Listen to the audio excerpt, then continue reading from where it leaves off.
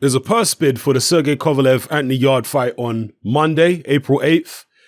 The two sides haven't been able to reach an agreement, and I'm pretty sure that most of you are not surprised by that. So we'll see what happens. It doesn't look promising though, because Tunde Ajayi reacted with this tweet. Kafi Duva has come out and said that they will be looking to make the fight in Russia. And Tunde added her on Twitter and said, "Says who? Not this Mr. Ajayi, I'll tell you that for free." And here you go, you see the plans to make the fight in Russia, in Sergey Kovalev's hometown. Now, Tunde Ajayi, and I think Frank Warren as well, have made it pretty categorical that they're not going to accept this fight anywhere other than the UK. And since they seemingly don't have enough money to bring Kovalev to the UK, then effectively they are just bailing out of the fight. I had an exchange with someone on Facebook in my boxing group a few weeks ago who was adamant that Anthony Yarde is going to take this fight because if he was to turn it down and not go for the purse bid, not go through with it, he would bring shame on himself and it would be an embarrassment to him. Well, in boxing, you have spin masters, spin doctors like Tunde Ajayi, like Frank Warren, who are experts at being able to manipulate the public narrative. Now, the majority of the public are not going for what Tunde and Frank Warren are doing by way of spin, but there will be a sizable minority who will go for what Tunde and Frank Warren are doing in terms of the way they're spinning the narrative. And so you see what Tunde's doing. He's saying that if Kovalev don't fight Yarde in the UK, he's ducking. This is what Tunde's been saying, which is obviously absolutely outrageous, ridiculous, etc., etc. But that's what he's doing. And if you say something enough times, confidently enough, a certain amount of people are going to believe it, particularly when your guy is undefeated, when he's the global face of Adidas boxing or whatever it is. You're going to get a lot of people who are maybe casuals, naive people who don't understand the politics in boxing who are going to buy into it. So this is, if Tunde and Anthony Yarde, Frank Warren, etc., if they don't go through with this fight, it's a duck. That's what it is. They're ducking it. Now, I've said countless times that I don't think Anthony Yarde is ready for world level yet, for elite world level yet. I don't think he's ready for it. I would like to see him work his way up to that rather than just jump straight into the deep end. So I don't actually have an issue with Anthony Yarde not fighting Kovalev.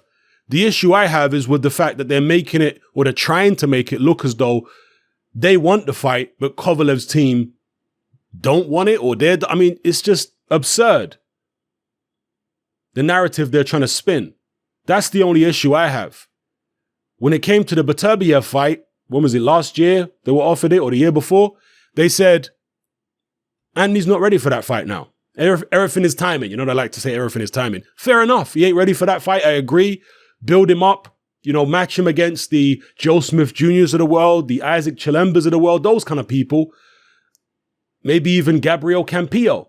I know he's kind of way over the hill now, but at least he was a name at one point. So match him up against them kind of guys and build him up until he's ready to challenge for a world title. But right now, it's a huge gamble. And hey, if you catch the right champion on the right day, even someone like Anthony Yarde, who's inexperienced at elite level, he might be able to pull off the upset if he catches the right champion at the right day, on the right day rather. But then you have to stay at world level, right?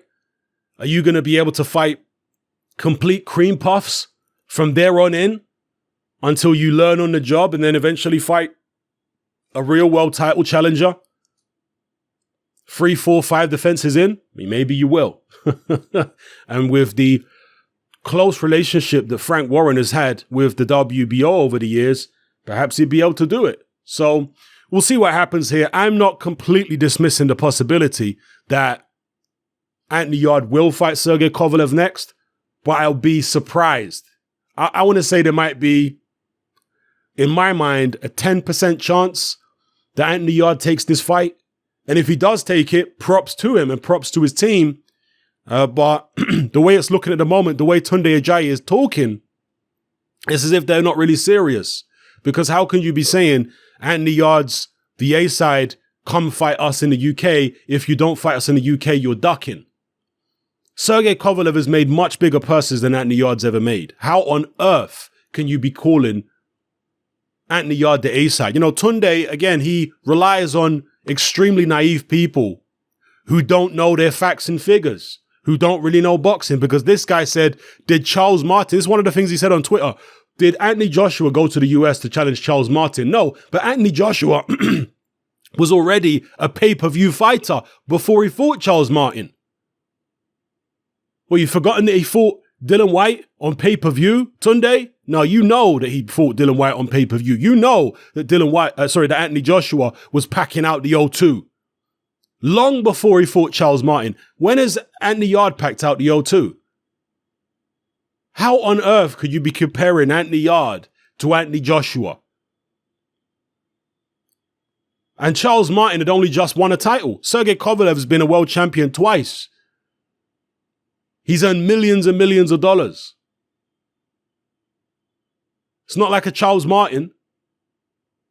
Anthony Joshua, as I say, was packing out the O2 arena. Fight after fight after fight. That's what he was doing.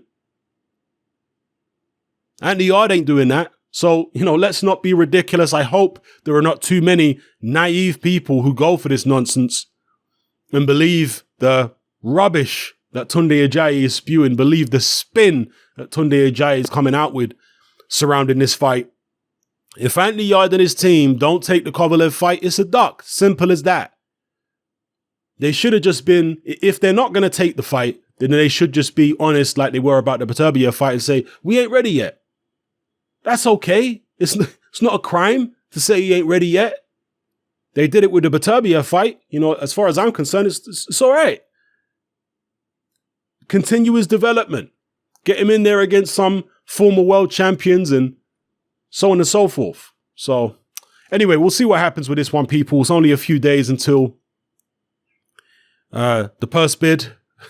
We'll see who puts a bid in. And some people have even said that Eddie Hearn might put a bid in. Sky Sport, imagine if that happened. If they put a bid in. We'll see where it goes. But yeah, let me know what you think, people. It's happening, I'm out. Join me on Patreon. I upload a minimum of 2 podcasts every single week, covering a wide variety of controversial topics, as well as live stream Q&A sessions. Take a look on screen right now at some of the podcasts I've produced so far. For just $3 a month, the equivalent of about £2 a month, you get access to all my new podcasts and my entire back catalogue of past podcasts, including my popular Confessions of a Nightclub Bouncer series. You can listen on your computer or on your smartphone or tablet by downloading the Patreon app from the Google Play Store or the App Store for free. The Patreon app also allows you to download each podcast in MP3. For less than the price of a cup of coffee, you get access to dozens of hours of exclusive content. It's easy to sign up, there's no contract, and you can cancel at any time. So come and join our community of free and critical thinkers by signing up with me here on Patreon today.